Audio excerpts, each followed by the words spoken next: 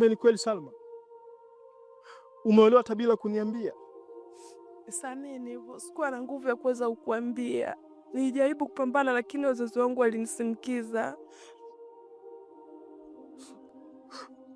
Unajua nilikuwa nakupenda kiasi gani? Nilikuwa na ndoto nyingi kuhusu sisi.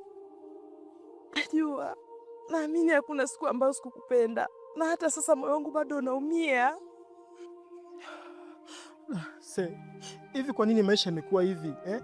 Kwa nini mtu maskini hawezi kupendwa kama tajiri?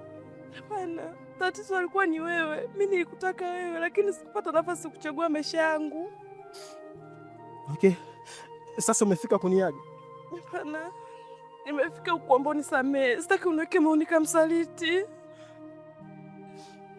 Kwa kuchukia siwezi Salma, moyo huu umejaa upendo wako, na hata nikijaribu siwezi.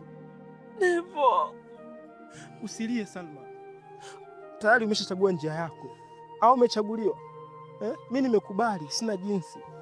Sikutamani tuishie hivi. Nami pia, lakini wakati mwingine upendo haukosi kwa sababu ya watu wawili. Upendo unakufa kwa sababu ya mazingira. Kwa utanisahau? No, kumsahau mtu nilempenda kwa moyo wote sio jambo rahisi, lakini nitajitahidi na nitajifunza kuishi bila wewe.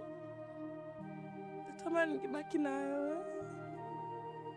Na mimi pia hivyo hivyo, lakini kwa bahati mbaya sasa hivi wewe ni mke wa mtu mwingine, na nachoweza kukifanya tu ni kukuombea unakoenda uwe na maisha mazuri.